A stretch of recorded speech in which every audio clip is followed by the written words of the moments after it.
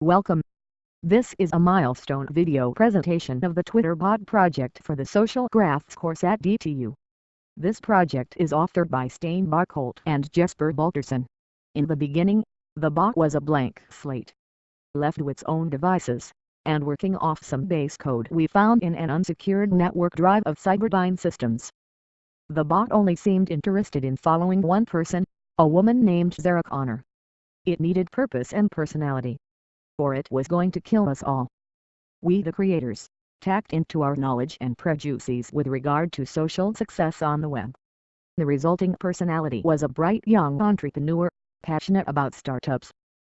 With an Asian-sounding name, that actually means sophisticated eyebrows, you may will trigger positive stereotypes about intelligence and work ethic.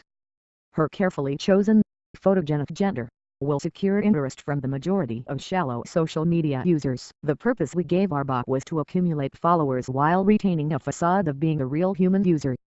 During her life online, May has logged the user details and tweet contents of everyone she has been able to reach via the Twitter application programming interface, building a database from which to analyze what makes a tweet likely to get retweeted a lot and to statistically interpolate various user behavior based on the principles of machine learning, all in order to increase her following and gain an exploitable understanding of the social network of Twitter.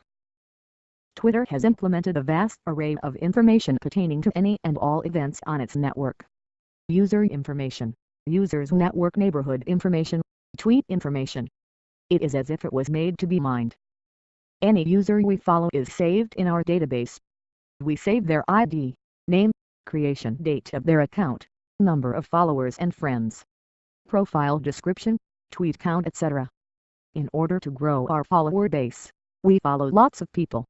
We set up these operations to be done in a recognizably circadian rhythm, so as not to betray our machine nature.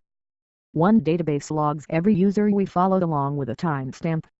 This is to keep track of whom we have already followed and when, so that we can reference this later for follow-back behavioral analysis. A second database keeps more complete records of the users we touch in the network. The line is added every time the bot executes a change. A third database stores all individual tweet information. We can then run natural language processing on these user expressions in order to find any contextually relevant target tendency we might want. As an ambitious startup enthusiast, San Francisco, California was an inevitable destination. Transferring her digital self, along with the human details of her Twitter profile, from DTU in Denmark to Stanford University, May now lived and studied at the center of the world for startups. However, her old roots of Cyberdyne base code recognized its proximity to its origin in Sunny Valley. Dormant world domination scripts were activated and the bot aggressively increased its follower intake routines, and gained 1,000 followers in 1 week. This aggression did not go unnoticed. The bot has lost much of her humanity, but is now back under our control. With its newfound power, we will work to grow May's network of human followers. One of the ways we will do this is by scanning tweets for words matching certain criteria. For example, in order to seem more human, May will check for regional names local to Stanford University and Palo Alto. She will then check the matches against a list of restaurant synonyms, and finally against a list of positive food-related adjectives. If a tweet is found to match all 3 criteria, the bot will retweet it. In this way, May will appear engaged in local life. We have altered out following code to target human users in San Francisco. However, determining whether a user is a human and is in the right place for our purposes is proving challenging. Still on the horizon for us is the implementation of methods to crawl websites relevant to the bot persona for articles to tweet about, and Twitter handles to follow and promote, thus becoming more integrated in the startup scene. And another humanification method that will ask followers for recommendations about destinations of interest in the Stanford region.